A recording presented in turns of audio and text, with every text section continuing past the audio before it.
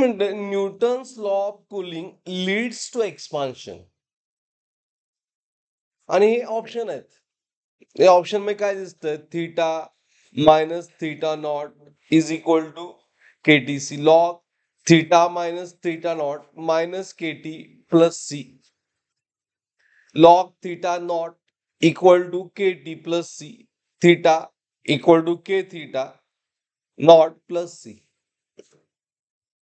तर general Newton लॉचं expression काय असतं? न्यूटन्स लॉचं इट इज डी टी. आता इथं आपण टेम्परेचर ऐवजी थीटा यूज केले म्हणून theta D theta by D T is equal to, आपण कॉन्स्टंट काय घेतो? सी. तर आपण के दिले तिने, मग के घ्यायला पाहिजे.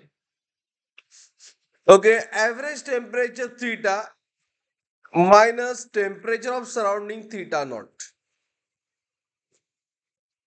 असं जनरल एक्सप्रेशन आहे.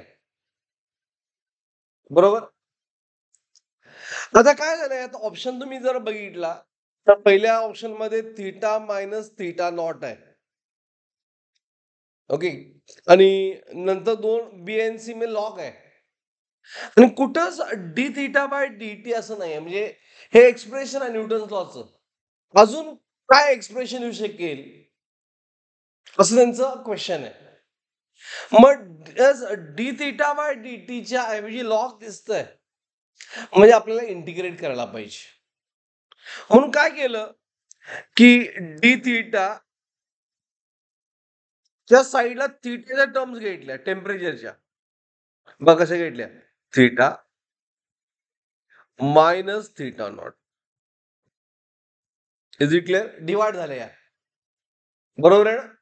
Is equal to K into काय येणार? dt. राईट? Getting anyone? पुढचा पार्ट. आता याचा लॉग करायचं म्हणजे इंटिग्रेट करायला. So integration of D theta theta minus theta naught is equal to K constant integration of D T. मेरा लिमिट पुट करायला पाहिजे. तसं इनिशियल कुलिंग आहे, इनिशियल जास्त असते, इंटिग्रेशनच्या खाली इनिशियल असते अँड अबाव फायनल असते विच इज लेस आहे या केसमध्ये. Okay. It is a 0 to final time T. Limit केलं. इंटिग्रेशन थोडं झालंय आपलं. झालं ना? आता इथे इंटिग्रेट करायचंय, बट आपला थीटा जे लोअर लिमिट आहे ते प्लस आहे. सॉरी, हे थीटा लोअर लिमिट आहे. It is a greater than theta naught. मग मी काय करणार? हे लिमिट मी इंटरचेंज करणार. मग रूल काय असतो? ज्यावेळी आपण लिमिट इंटरचेंज करतो ना, तर मायनस साईन लिहायचं. बघा, मी limit lower limit theta naught घेतलं, अप्पर लिमिट काय घेतलं? थीटा. काल सांगा ना, त्यावेळी मायनस साईन लिहितात. हे तुम्हाला 12वीच्या एंडला कळेल इंटिग्रेशनच्या रूलवर. इथे मी अप्लाय केला, मायनस का आलं बाज झालं. मायनस का आलं तर मी लिमिटची इंटिग्रेशनची लिमिट इंटरचेंज केले. अंडरस्टूड? हा. के आहे तसं 0 टू टी डी टी. आलं? आता इंटिग्रेशन ऑफ 1/x फॅक्शन मध्ये ह्याचं इंटिग्रेशन काय असतं? लॉग एक्स प्लस सी हे इंटिग्रेशन असतं. मग ही कंप्लीट टर्म आपण एक्स अज्युम करायची, मायनस साईन लॉग एक्स किती आहे?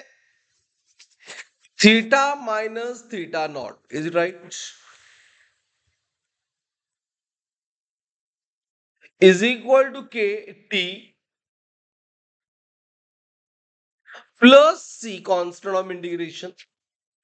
इंटिग्रेशन ऑफ डी टी काय येतंय टी येतंय integration of 1/θ minus θ naught log theta minus θ naught. मग आता ऑप्शन बघायचा आहे काय ऑप्शन मायनस मध्ये आहे. सो हे तर मी केलं log theta minus θ naught is equal to minus KT झालं तर तुम्ही म्हणणार कॉन्स्टंट आहे काय पॉझिटिव्ह मी लिहितोय आपण काहीतरी ऍड करून लिहितोय निगेटिव्ह मी लिहित नाही. Okay nothing but option B. Understood. Is it clear कसं सॉल्व्ह केलं. एंटायरली डिफरंट प्रॉब्लेम होता. मग आता लक्ष द्या मी तर सॉल्व्ह करून दाखवलं तुम्हाला